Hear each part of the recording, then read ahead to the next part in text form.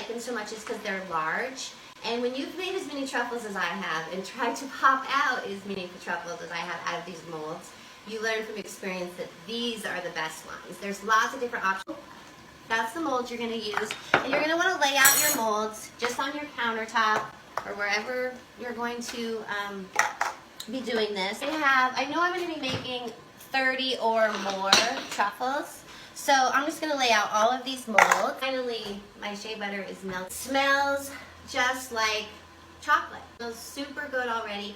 That's the wonderful thing about this is there's not a lot to do to it. You can't really mess it up. Like they're just gonna be delicious no matter what you do. While that is going on, I am going to go ahead and I'm gonna pour my mint, spearmint, or peppermint. You can use essential oil into the mix.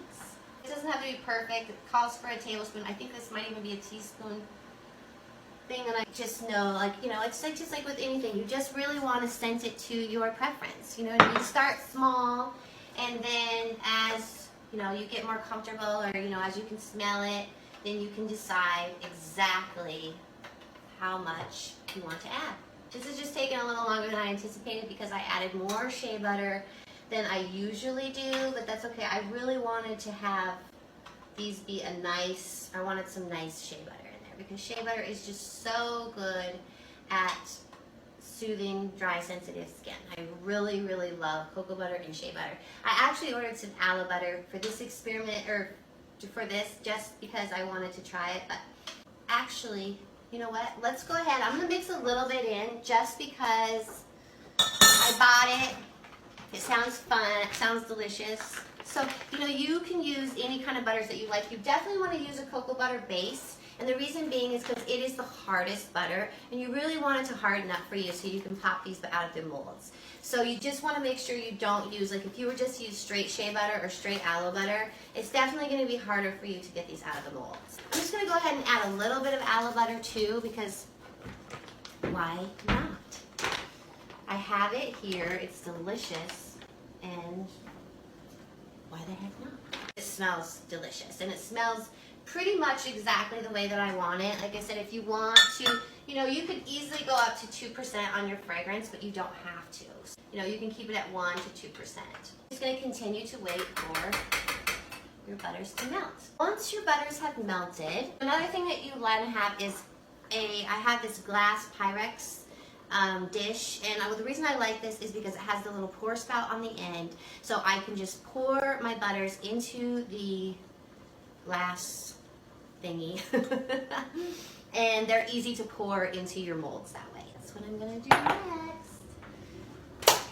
So you just want to pour your butter into your dish. Go ahead and pour them into the molds. I feel like I should take my camera and help show you guys more of this. So I'm going to see if I can do this. But let's see here. So that's all you do is you just pour into each of the molds your butter.